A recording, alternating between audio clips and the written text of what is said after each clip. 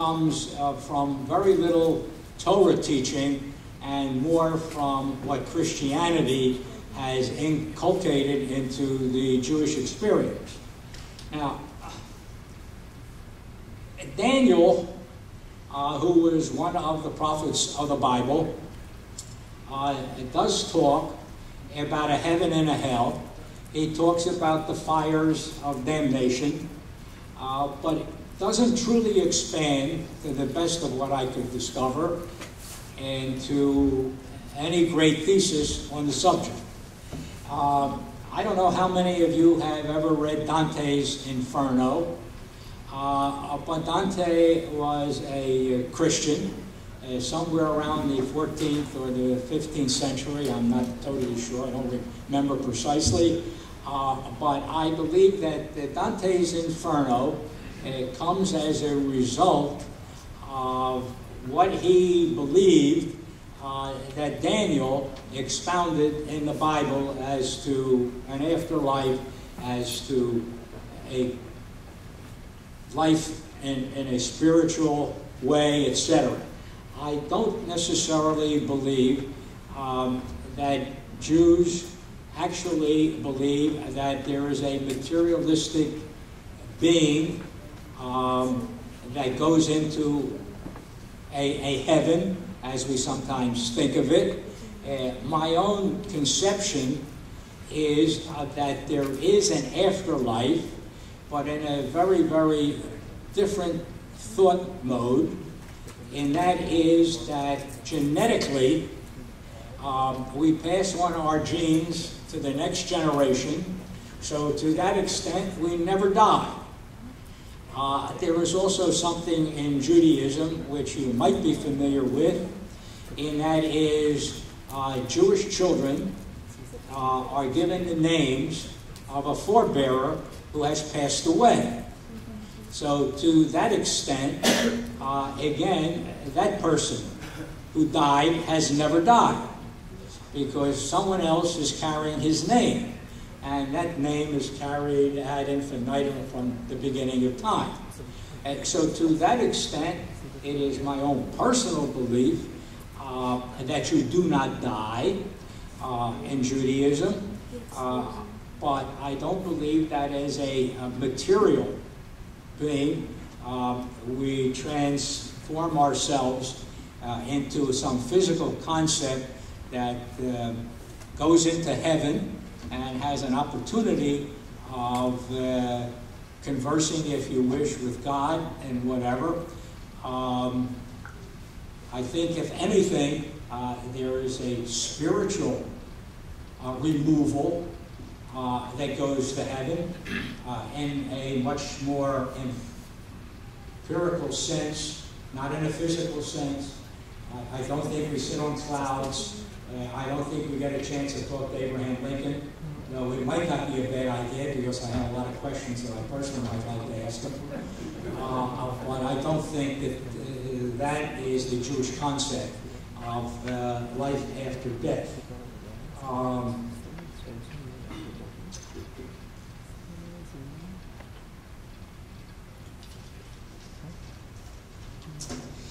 It appears to me, and I kind of mentioned this before, that the concept for Judaism and a life after death is a result of a messianic outgrowth of Jesus, Christianity, because believe it or not, and as obviously you all know, Christianity is an outgrowth of Judaism, just as Islam is an outgrowth of both religions. And there is no doubt in my mind that each religion has borrowed from the other and has expanded and expounded on the other's teaching. Now, I don't necessarily know, and we've got eminent people here who are going to speak on where both Islam and Christianity are with regards to an afterlife, but I think that Judaism is rather nebulous. I think that since they focused primarily on what you do in this world, that the concept did not have a great need to develop. I think that they did understand, however vaguely, that if you did good here, that there was some reward, and if you did not lead your life here in an exemplary fashion, that there was some punishment. But I don't think that they necessarily define in a great way what that either reward or punishment was. Now, I am open to both questions, and I am also open to comments, because as a practical matter, I have learned a long time ago that the smartest people are the people who appreciate what they do not know.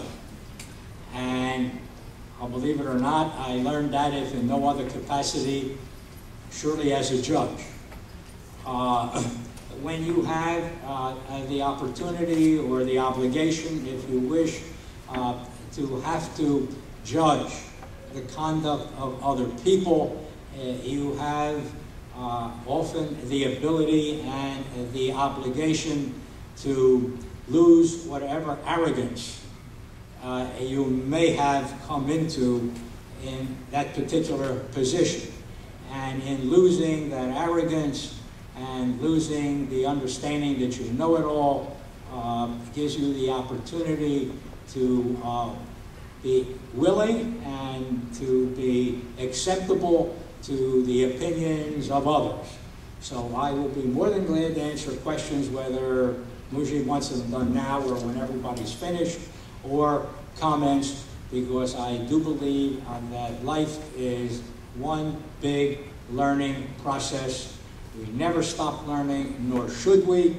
And I personally have never reached yet the point where I am willing to concede that there isn't an awful lot that I may learn, even though I did get a very pretty blue button that said I'm a scholar. So I thank you for allowing me to express a few words on the subject. And again, I will be open to whatever discussion or questions you may have. And I will turn it back to Mujib, and I will let these other eminent people expand in a way that obviously I have not been able to do because of the limitations of where I see Judaism on the subject. Thank you again. Thank you very much, Honorable Judge Harry Schwartz. Our next speaker will be Mrs. Sharon Whalen from Buddhist. She's going to come and share her thoughts. It's up to her. She wants to sit over there, and she can come on the podium. Her choice. One second.